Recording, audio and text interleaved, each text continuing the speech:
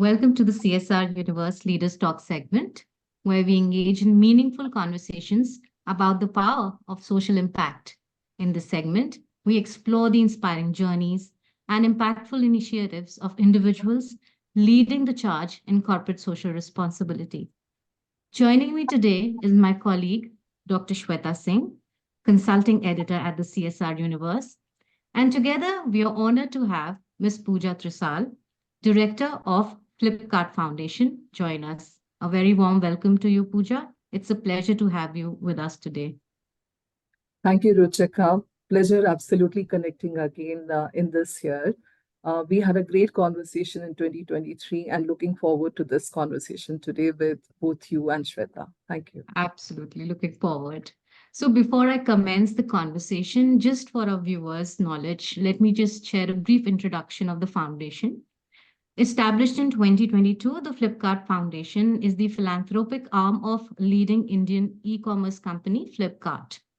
Driven by the mission to build India together, the foundation empowers undeserved communities and businesses through initiatives focused on market access, skill development, environmental responsibility, and community development. And Pooja brings over 2 decades of experience in the development sector to her role, having worked with renowned NGOs and CSR foundations.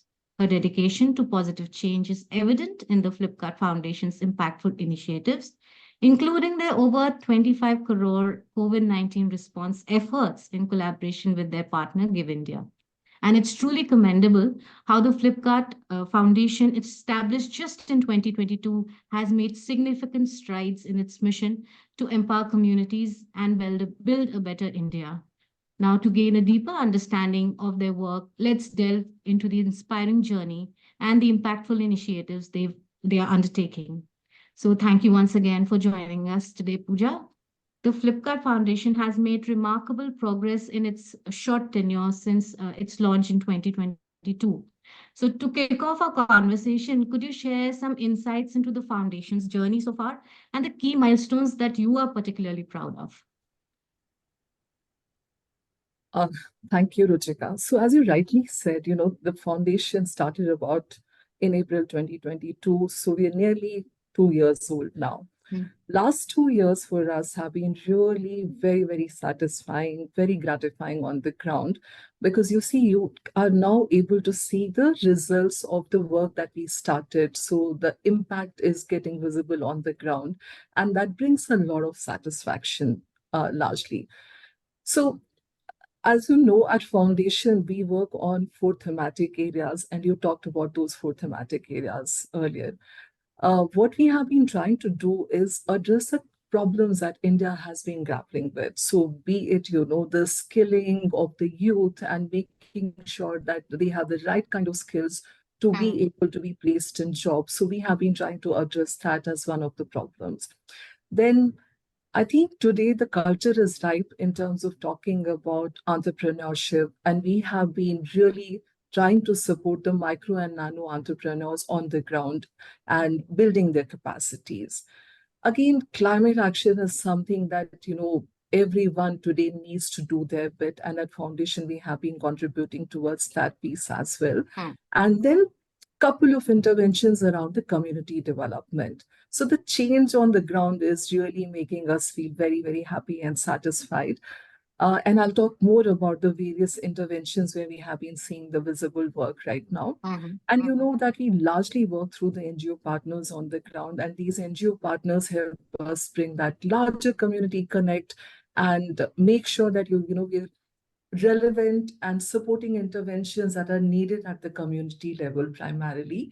And through our interventions, largely today, we have been addressing the sustainable development goals in terms of no poverty. We have been working towards sustainable growth and skilling part of it, empowering, enabling women from a gender equality perspective, and then also supporting environmental action in terms of climate action, promoting responsible consumption and production. That's the larger scope of work that we have been doing. Cumulatively, through our diverse range of interventions, we have been able to reach over 1.3 million underserved lives today and making a Brilliant. positive difference in their lives. And as foundation and the leadership at Flipkart Group, we are all committed to make sure that, by 2032, we make tangible, significant difference in the lives of over 20 million underserved people. That's great. That's really remarkable, in such a short tenure, doing such wonderful work and in such, diverse areas. And I'm sure, the journey must not have been bereft of challenges. So, did you encounter any kind of unexpected challenges, or did you get, any kind of lessons or learnings that you have now re-strategized your approach towards the social initiatives that you are into?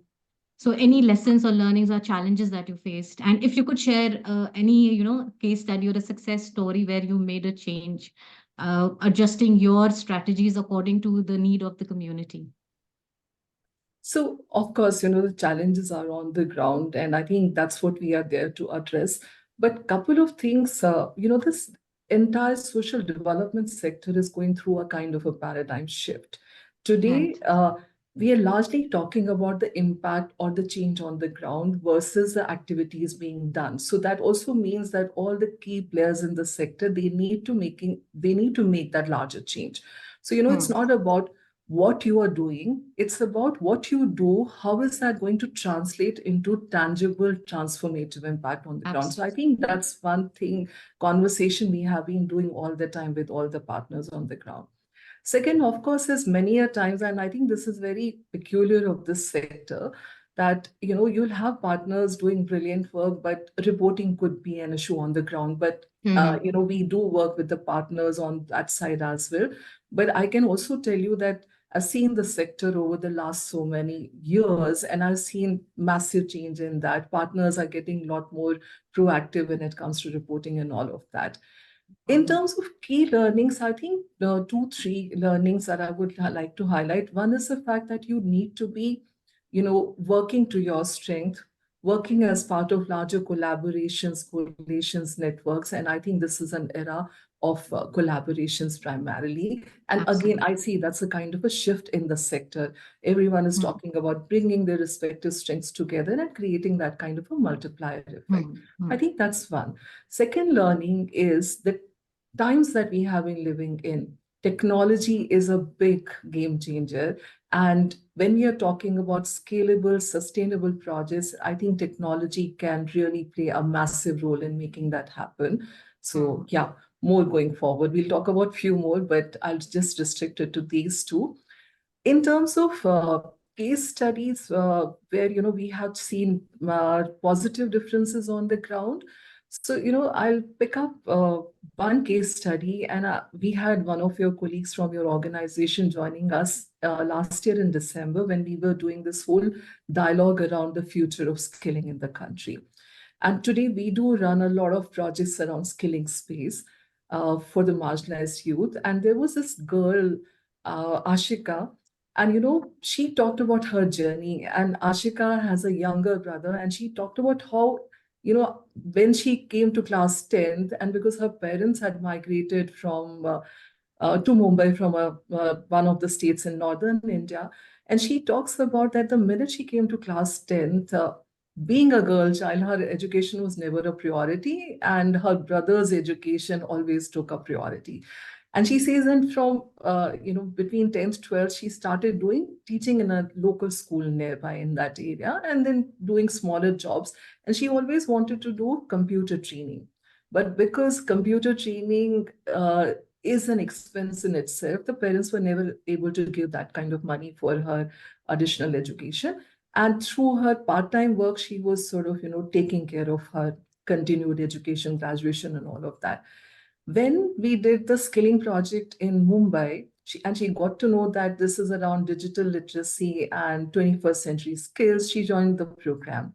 And the program, because she was already working for quite some time, but that upskilling that the project provided or the program provided to her helped her get better in the salary or a better job. So when we met her, she was drawing a salary of about 25,000 rupees per month, working with an Right. event management company.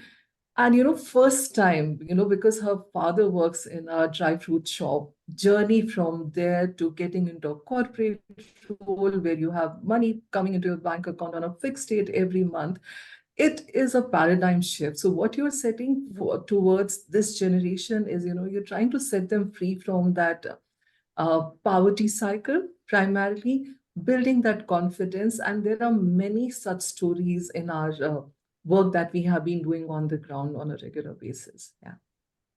That's such a heartwarming story. So, Ruchika, yeah, sorry. Yes, yes, sorry. yes. I just wanted to come to because you were talking about impact and tangible change.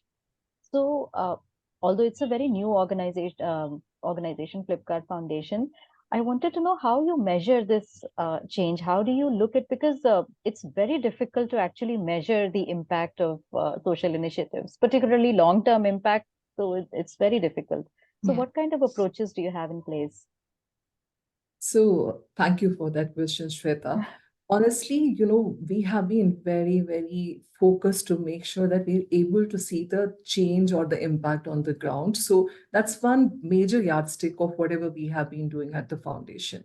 So essentially, what we do is, like, for example, you know, first and foremost, the first thing is to start right. That essentially means when you're designing any kind of a project, there is an alignment in terms of the shared vision. What are we essentially trying to accomplish?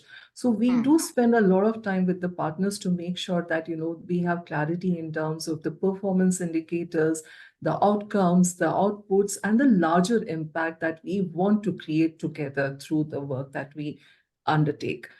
Then, of course, so that's the first part of it. We are very, very clear about the theory of change and spend a lot of time and energy to make sure that we are aligned in terms of how that theory of change would translate into action on ground. Then, once the project is rolled out, we do regular review meetings. There are quarterly reports coming in.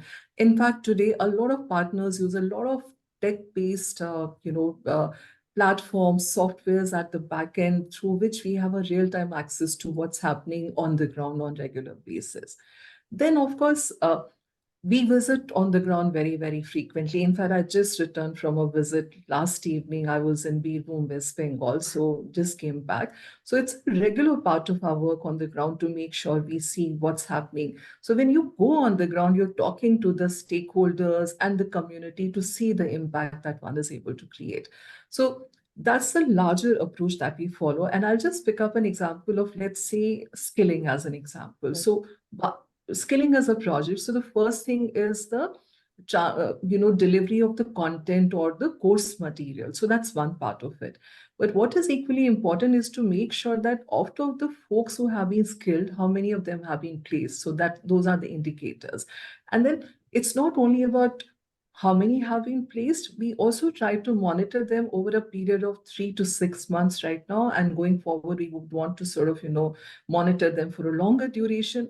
You're then trying to look at whether they have been staying in the jobs for a period of 6 months and more, because that's the actual test.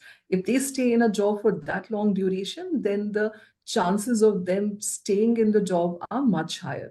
So typically, that's one example. Similarly, if we go to say environmental projects, so one is to see the survival rate of the plants that we have planted. Then that's very important, because one-time plantation drive doesn't really help. How many of them survived is important. Then do we replenish the plants, those who didn't survive? Those are the kind of things. So very intense mechanisms. Again, what's very important for making sure that you have a genuine impact on the ground is to also be open to course corrections. And again, India as a country, what may work in one region may not work in another region Right. for different factors altogether. So you have to be continuously be alive and open to the fact that you may need some course corrections for optimizing the results on the ground. And we have been doing all of those at our level all the time. Yeah. So, Pooja, you were talking about that one of the key lessons that the foundation has learned in these 2 years is that partnerships or collaborations have been very crucial for continued success and impact. So can you throw some light on, based on your vast experience, you having associated with a number of CSR foundations and NGOs, what kind of approach do you have in building successful partnerships, and what are your expectations if you'll probably be forging new partnerships as the years pass by? So what are the parameters, or what factors do you look in for partnerships, and how do you what is your approach to building those successful partnerships? So, we know that partnerships or collaborations are key in terms of creating a multiplier effect and creating desired impact on the ground. Right. When it comes to and mostly we have been working with a lot of grassroots NGO partners today on the ground. Mm. Uh, these are partners, who are well acclaimed for their work on the ground primarily. They understand the pulse of the community. They understand the context, the relevance, and the aspirations of the community. So first and foremost is what is the ground level input that the partner is bringing. Second Mm. is we at Flipkart Foundation really want to support projects that are scalable and sustainable. So we really look at the scale part of it. Has the project got, the elements that can be scaled up in the long term? Does it Yes. sort of hold answers to the challenges that the country is grappling with? So that, I think, is one more yardstick for us. So we really have been looking for a lot of innovative projects in the country, and Mm-hmm. very keen to support all the possible innovations in the country. Third is the sustainability part of it, or the impact part of it. So very, very clear that we want to see the impact getting translated in action on the ground. So from that Mm. perspective, what we really want to see is what is a kind of a stakeholder connect, because for anything to be successful, you really need to be working with multiple stakeholders, including the community. So that community connect with larger ecosystem players. What's that connect that's there? That's for Mm. us. So Mm. today, I can tell you, we work with multiple partners like Smile Foundation, Give India Foundation. We've been working with Pratham Infotech around skilling space, Mitti Cafe, ICA, and many more. And these are Mm. all partners who are known as leaders in their sphere. Yes. Beyond these parameters, I think the key elements for any partnership, not just the partnerships in the social development sector, is the trust, transparency, and the accountability factors. So I think those also play a key role to make sure that we are all aligned, and it's a purpose that really brings us all together. And I think that's where it is. Yeah. Great. So now we will come to the new social interventions. So what new initiatives have been added to your bouquet? And also, please let us know if you are trying to, address specific social or environmental needs that they have been designed to address, and what has motivated the launch of these new initiatives. Sure. So, couple of new initiatives, Ruchika. One is with Sankalp Taru Foundation. We have recently started a project in Sundarbans area in West Bengal. This is Okay. around mangrove tree plantation, and we are trying to sort of help enhance the ecological balance in that region primarily. We Mm-hmm. have planted some 35,000 trees in that region, and we would be sort of year on year looking at the survival rate of the trees, and we would replenish in case the surely you'll have some trees which will not survive, so we would be replenishing them in year 2 and year 3. So we have that long-term plan. So that's something we have just started with Sankalp Taru, and we're Okay. hoping that will help the entire climate action, ecological balance aspects. Second thing is, we started a project towards adolescent girls, and this is a project called Project Udan. This is in Okay. partnership with Pinkish Foundation. And what we are trying to do is, one, work with adolescent girls towards menstrual health and awareness. So that's the larger piece of it. And we have also been providing period kits to the adolescent girls. This is a project that we have been doing across 4 states, Haryana, UP, Karnataka, and Gujarat. And this would impact nearly 5,000 girls and women. So that's the second project. The beauty of that project is, we're not just providing the period kits, we're also building the awareness, because that helps to break a lot of myths around menstrual health and hygiene, which is important. And it helps to sort of, on the one hand, make sure that girls continue their education, which is a larger objective, and also helps in their well-being. That is the objective. Then we have started something very interesting with Hak Darshak, and this is a project where we have been working with micro and nano entrepreneurs. So basically, the street vendors, very small micro enterprises on the ground, and this is across Varanasi and Lucknow and UP. We are working with some 2,500 micro nano entrepreneurs. So what we have been doing is, typically, most of these micro nano entrepreneurs, they don't have their formal documents in place. Right. So first and foremost, we have been trying to get those formal documents in place. So it's like help them get PAN, help them get their FSSAI certification, get the Udyam registration. So if you're a micro nano entrepreneur, the first thing is to have an Udyam registration. And often, because they find it challenging to sort of, one, there is not enough awareness that they need to have all these documents to formalize their enterprises.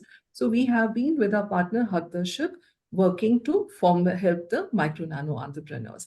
Second part is, once you get all these documents formalized, then you could access various credit linkage schemes out there. So we have been right now helping these micro nano entrepreneurs access credits or loans under the PM Swanidhi scheme. So, once they start getting the funds, they use those funds towards betterment of their enterprises. That's the larger premise of the project. In addition to that, we have also started a project around skilling. This is with Smile Foundation. And here, what we have been trying to do is a specialized skilling program with focus on banking, financial services, and insurance sector. So it's a very niche industry kind of skilling program, and we help to place the youth in the BFSI sector primarily. So these are a couple of new initiatives. And other than that, I will just quickly take about 2 minutes. We talked about our existing interventions when we met last time, but quickly to sort of, because we may have some new viewers joining us today. So quickly, I'll take a minute or two to talk about few of our existing interventions. So, last time, Ruchika, Shweta, I talked about the work that we have been doing with persons with disabilities. So that's one segment we feel gets neglected. And we have been trying to promote skilling and placement of jobs for them. The program is a lot more experiential in nature. This is essentially a residential training program. And what we do is, it's a lot more hands-on training for persons with disabilities, because a typical classroom training doesn't work for them. So that's the nature of the training program. And we go beyond the training. We also provide them with assistive devices, be it the hearing aids, wheelchairs, for them to be able to do their job well. And then they get placed in the jobs. So one of our partners in the skilling program is Mitti Cafe, and they have this beautiful line where they talk about tagline, and they talk about, celebrating the abilities. So, not just looking at the disabilities of persons with disabilities, but celebrating their abilities. And I think that's what we are setting out to do through the program for persons with disabilities. Then we're doing something with LGBTQIA community members as well. Again, they are not really mainstreamed in that sense, and there's a need to bring them into the jobs. So we have been doing a specialized training program with focus on hospitality skills for them, which is underway. Then we do work with the rural artisan women, and that's the work we have been doing in Beerboom. I had gone to see. It's a project where we have been promoting usage of green technologies. So, for example, the vegetable dyes against the chemical-based dyes and stuff like that. And it's around Kantha stitching, the famous stitching of West Bengal. And we're also promoting banana fiber handicrafts in that area. So you see the women in that area. This is about almost 180 kilometers from Kolkata. How we have been helping through the capacity building interventions enhance their income by a certain ratio in that area. In fact, we have been, we have just helped them get their logo design, get their brand name registered. And hoping that, they would be able to access wider markets with their produce. And there has been a lot of work which has happened in terms of building their design capabilities and all of that. And lastly is our skilling program. And we talked about our interventions, multiple partners. We have been working with youth in the coming from the marginalized or economically weaker families primarily. So right now, working in slum areas across multiple states of India with couple of partners, and the idea is to help them place in jobs after the training program. And these are jobs across retail, hospitality, IT, and other allied sectors primarily. Wow, it's a lot of work that you're doing. So, I believe, Pooja, that with this kind of community-centric approach, it also fosters a sense of ownership among the communities so that they can drive their own development. So, can you recall of any interesting story that you'd like to share with us where the community has volunteered for their own development, for their own cause? So, the community is at the core of all our interventions Absolutely. primarily. And we engage with community at multiple levels. So first and foremost is before starting any project. So, we conduct the baseline, we do the PRAs, we reach out the communities to understand what their needs and aspirations are, to make sure that the project design that we are proposing is relevant for the community. Second is when the implementation happens. So of course, if the project designing has been right, implementation of the project is more or less a flawless affair because, you are in tune with the realities of the ground.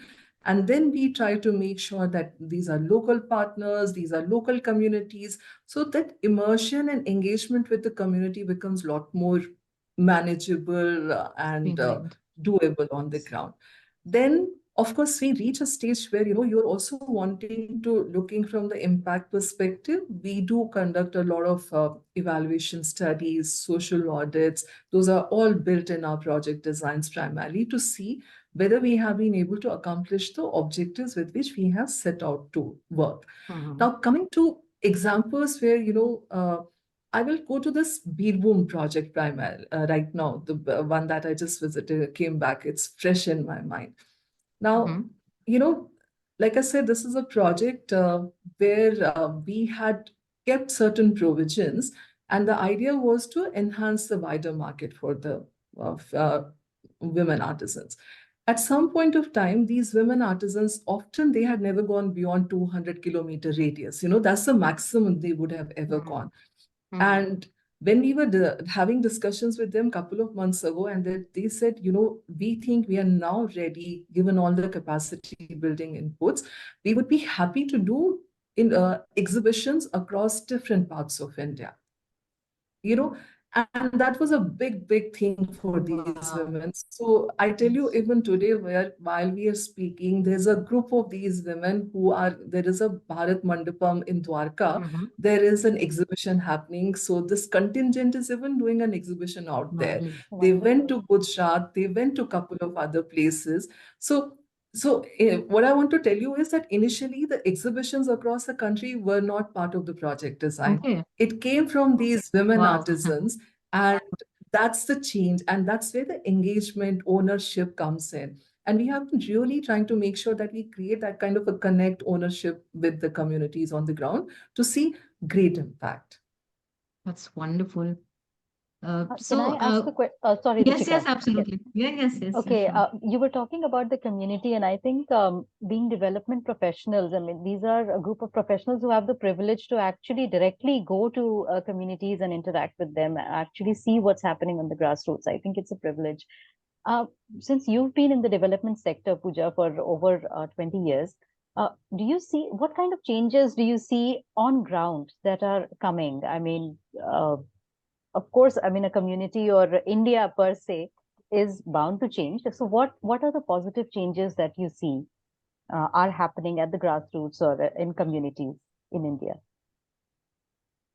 That's a lovely question, Shweta. I have got to confess, I really love being on the ground, because I always say that's where the soul lies, that's where the action lies. And it's completely different feel being on the It's a ground. very changing experience because to be It on the is. field, it's completely very It is. enriching. One thing that has always stayed with me is the resilience of the people on the ground, because often the communities with whom we work, these are like marginalized folks, and there are difficulties in their lives. Lives are not easy for them, or life is not easy for them. Yet, I have often seen the kind of optimism they show is amazing. So, that's something, that's a personal learning I always carry with myself. In terms of the shift I have seen over the years, I think the YouTubes and Facebook and mobile, that has really sort of brought a lot of closeness, I would say. I see there's a lot more awareness today. Like, for example, when I used to go 20 years down the line, I remember it used to be a major struggle to bring girls to schools. Today, that's Right. not the case. In most of the cases, I realized that the parents understand the power of education largely. Uh, and that's one thing. Second, I talked about technology, because they're able to see what's happening in the larger world. And in their own ways, you see a lot of innovations. They have been trying, like, for example, these rural artisan women in that area are trying different things. So you see a lot of good action on the ground, and everyone in their own sweet ways trying to create a better tomorrow. So can you share some examples where you've leveraged, because you've talked about technology being the disruptor. So where you've leveraged technology and expedited the efforts. So can you share some examples with us, please? Sure. So, say for example, most of our skilling programs, there is a technology element in terms of the content being available on YouTube or Yeah. on various cloud platforms. I think that has really helped. One, from the fact that today the youth have access to a lot of audio video content, and they Hmm. can access that content at their own pace and revisit it multiple times. So that quality issue has really been addressed. And I see that a lot of our skilling programs today do have a lot of edtech content in place, and that helps. Say, for example, Hak Darshat. Now, Hak Darshat, they have the application that they have built, and this application has a couple of hundred schemes out there. And these are all social welfare schemes of government. So what typically happens is the minute you input the data of a beneficiary participant in terms of the socioeconomic profile, the education, and the income levels, the AI immediately sets out to map that out of those couple of hundred schemes, what are the various schemes this particular person is eligible for, and you could choose. I really think that's been an amazing example of technology being an enabler. Now, uh, Birboom, I see women using Instagram, Facebook today to sell their products. Again, technology. So we do a lot of work with our participant groups in terms of financial and digital literacy, because that really helps big time. Similarly, pick up the work we have been doing in Sundarbans area. What we have done is we have geotagged all the trees. So that helps us to understand the survival rates about the trees and all of that. I think really I come from a school of thought technology helps. And I did also talk about the fact that today a lot of our partners have these project management applications or tools in place. So they don't necessarily need to send us a report that anyways comes at a stipulated timeline, but we can then and there, I on a real-time basis can click in and figure out what's happening in this project. That's an amazing thing. So Hmm. I see those efficiencies have been built, and how technology is helping Ruchika and Shweta is primarily, you're able to see the data analytics, the dashboards, the trends, and the minute those dashboards, trends, and analytics come in, you're able to make very judicious decisions in terms of how to Hmm. proceed ahead. That's great. So now we are coming to the end of our interview. But before, the last question, which is the most important, what is the roadmap for future? How do you envision Flipkart Foundation, evolving in the coming years to continue creating such positive impact? So, we remain committed to our vision and mission. And of course, we would be doing a lot of innovative projects around our thematic areas. In fact, I would use your platform to request the viewers, if, there are NGO partners out there, because as foundation, we have really been looking out for some great innovative NGO partners on the ground, happy to collaborate. So this is an open invitation for all those partners out there. So essentially, I think, we would be building on our body of work. And the premise remains same: scalable, sustainable projects, impact-driven projects on the ground.